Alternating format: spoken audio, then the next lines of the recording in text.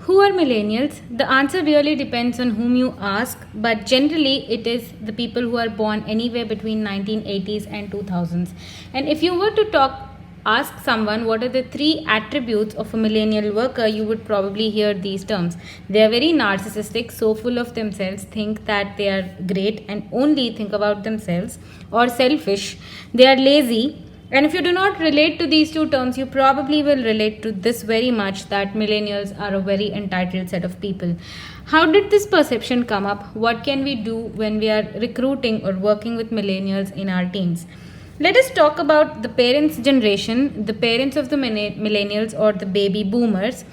The circumstances in which the baby boomers made their careers or made their lives were probably full of turmoil. They probably have seen local or global wars, a very volatile political situation. They did not have a lot of regulations to protect them. Regulations against sexual harassment, child labor, human rights, etc. are all very recent or probably launched in their lifetime. They were the first set of people who moved from their hometowns, from their small villages to big cities. A lot of them also moved to different countries, the first generation migrants. This was the generation that first thought about family planning. Every baby boomer probably has on an average 4 siblings, whereas every millennial on an average has only 2 siblings. The first time in the history of India, female workers entered formal employment, and the ratio of female workers actually was significant to talk about in the generation of the baby boomers. And this was the generation that tried to break free from a lot of societal norms, like the need to live in a joint family, the need to marry in your same family, the need to have an arranged marriage, etc. So these baby boomers have always been in very volatile circumstances, and probably that is why they have aimed to make their lives very stable. They looked for stability when planning for jobs, when planning for children, when planning to get married. Their entire focus singularly was on stability. Come to the children of this generation, the millennials. These baby boomers were very successful in achieving stability in their lives, and so they were able to impart a very stable childhood to millennials. Because of their affluence and the rise of middle class, they were able to give better childhood, better lifestyle to their children. So the millennials ended up being a slightly more affluent class. That increased consumerism, and because of consumerism, because of influence of Western world, westernization, globalization, the advent of digital, millennials ended up looking for thrill instead of stability. So this is, I think, as an early stage millennial, I feel that this is the major difference between the generation of our parents and our generation, where we are not looking for stability because we've always seen stability since childhood. What we look for is that extra thrill that we might get in every activity to do. Maybe an aha moment or something that really excites us. And with this background, let us talk about other mega trends that probably have led to this perception that millennials are narcissistic, lazy, and entitled. The first thing and the most important thing, and probably the root cause of a lot of these perceptions, is social media. Social media has initially started off very innocently. My first entry into any social media app or website, you can say, is through Orkut, and it was very fascinating at that point in time. But as of today, social media has become a part of our life, and it is successfully somehow modulating the way we live our life. It's changing our prioritizations. It is basically ruling our life, and because of the fact that we have a more affluent population, the rise of middle class, this looks even more evident. Think about these social media profiles, where if you watch this video in YouTube will recommend you 15 similar videos. Or if you search for a product on Google, the next time you log into Facebook, you will see an ad for that product on your Facebook page. Does that mean that the entire world is only watching this type of video? Or does that mean that the entire world is only buying that product that you searched for?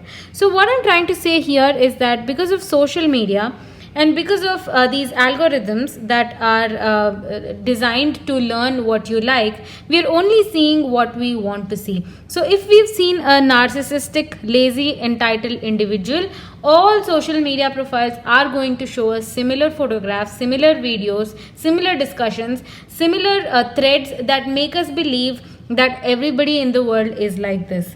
And the other bias is that what we see is all there is to see.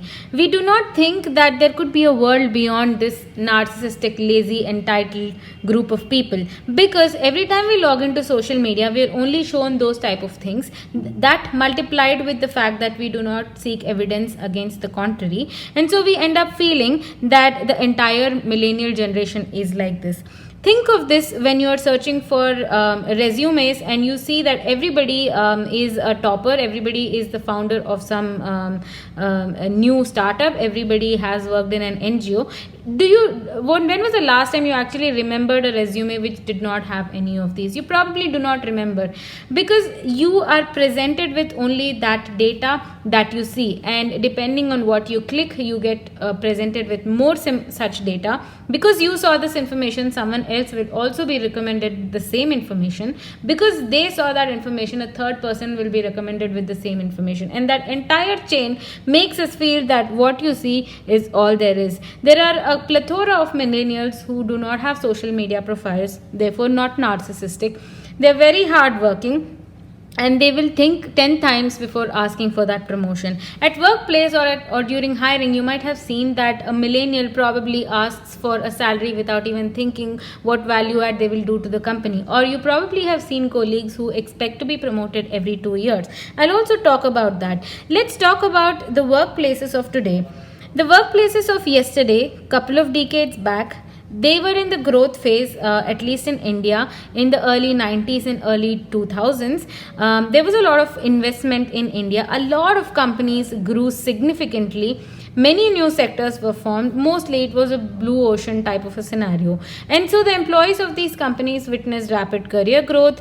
They got a lot of freebies, bonuses, good pay. They would travel in business class, lot of training budget. They would have offsites, family events, corporate events at large 5-star hotels. They would lead a big life. Now think about the generation of the millennials that entered workforce somewhere around 2005-2006. The first recession hit in 2008, and today we are sitting in a pandemic situation. So the entire career of a millennial till date has been trying to work in a world that is distraught and there is no economic activity or economic growth ongoing. A lot of companies that were in the growth phase and had their purse strings loose today are in the survival phase and are focusing more on cost cutting. And think about the worker in this type of a situation.